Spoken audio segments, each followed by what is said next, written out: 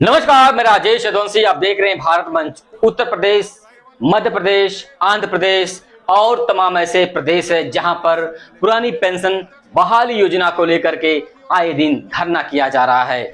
आपको बता दें कि दिल्ली के जंतर मंतर पर जो कि धरना किया जा रहा था पुरानी पेंशन बहाली योजना को लेकर के, रामलीला मैदान पर अनशन किया जा रहा था पुरानी पेंशन बहाली योजना को लेकर के।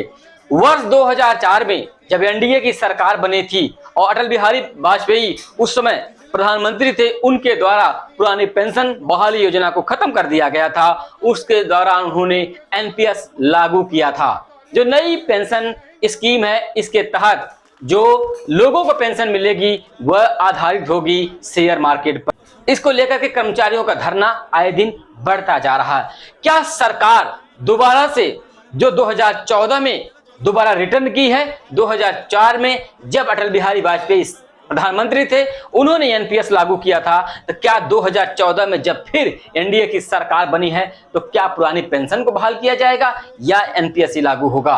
अब जो कर्मचारी है वो उनके साथ बड़ी जो कि नाराजगी उनकी में व्याप्त है और वो सरकार को लेकर के आए दिन टोल कर रहे हैं कि हम 2024 का जो लोकसभा चुनाव है उसमें अपनी जिस प्रकार की सरकार हमारे साथ भेदभाव कर रही है उसको लेकर के हम जरूर दर्शाएंगे।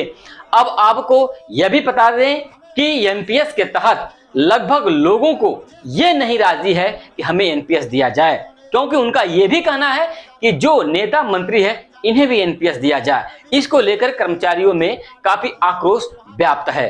अब ये सरकार क्यों नहीं बता रही है कि नेताओं को एनपीएस क्यों नहीं दिया जा रहा है और कर्मचारियों के ऊपर जोर दे करके एनपीएस लागू की जा रही है, ये भी कर्मचारियों का कहना है। वही दूसरी तरफ कुछ मैंने एक वीडियो जो कि जंतर मंतर से कवरेज के दौरान शेयर किया था अपने चैनल पर, तो उसमें कुछ लोगों का कमेंट इतना ज्यादा आया था, लोगों का कहना था बस यही है एनपीएस ना ओप्स लागू हो, ओप्स लागू, वोट फॉर ओप्स, यही लिखा हुआ कमेंट अक्सर आ रहा था। कुछ ऐसे विवादित कमेंट भी आए थे जहां लोगों का जो हम आपसे जिक्र नहीं करना चाहेंगे। अब कर्मचारियों का कहना है कि पुरानी पेंशन को बहाल की जाए, लेकिन वही दूसरी तरफ सरकार अड़ी हुई है कि पुरानी पेंशन बहाल नहीं की जाएगी। अब कुछ लोगों का यह भी कहना है कि कुछ राज्यों के जो मुख्यमंत्री है, कुछ राज्यों के जो एक्सपर्ट, उनका यह भी कहना है कि अगर पुरानी पेंशन बहाल की जाएगी तो पूरी तरह से वह राज्य दिवालिया घोषित हो जाने के कगार पर रहेगा। ये कुछ राज्यों के लोगों का कहना है जहां पुरानी पेंशन बहाल नहीं है। अब जो लोग कह रहे हैं कि पुरानी पेंशन अगर बहाल होगी तो वह राज्य दिवालिया घोषित होने के कगार पर आ जाएगा।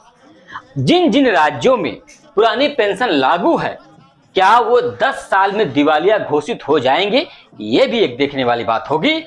और दूसरी तरफ एनडीए सरकार ने ही पुरानी पेंशन को बंद किया था।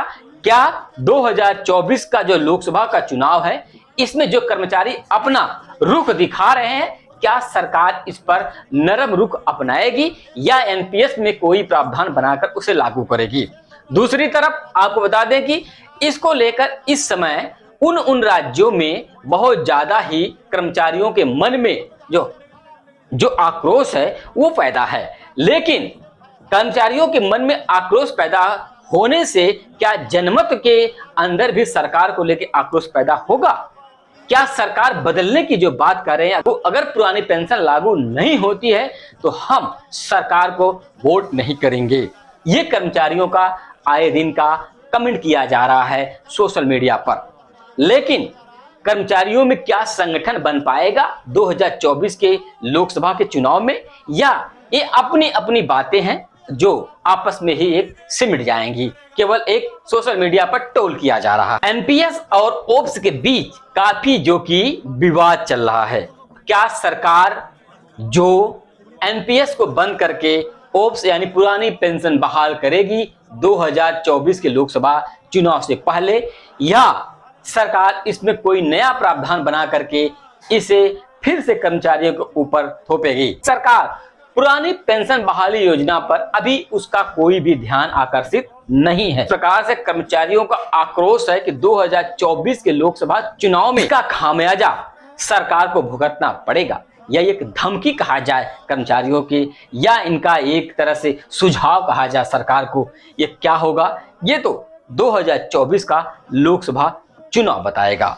लेकिन अब देखना यह होगा, क्या सरकार पुरानी पेंशन बहाली के बिना ही 2024 का लोकसभा का चुनाव लड़ती है, या इस कर्मचारियों के ऊपर वैसे घुटने टेक देती है जैसे किसान आंदोलन के समय घुटने टेक करके अन्य प्रदेशों का चुनाव हुआ था। देखना होगा, ये आने वाला 2024 का लोकसभा का चुनाव बताएगा। कृपया देखते रहिए भारत मंच राजेश यादव के साथ। जय हिंद, जय भारत। उनको पेंशन नहीं दी जाती है। हमारे जो सीमा पर जवान है, अर्धसैनिक बलों हैं, वो गोलियां खा कर 22-24 साल का लड़का लौट के आता है और तिरंगे में लिपटा रहता है, लेकिन उनको आज उपयोग नहीं है, उनकी विधवाएं इधर उधर भटकती है।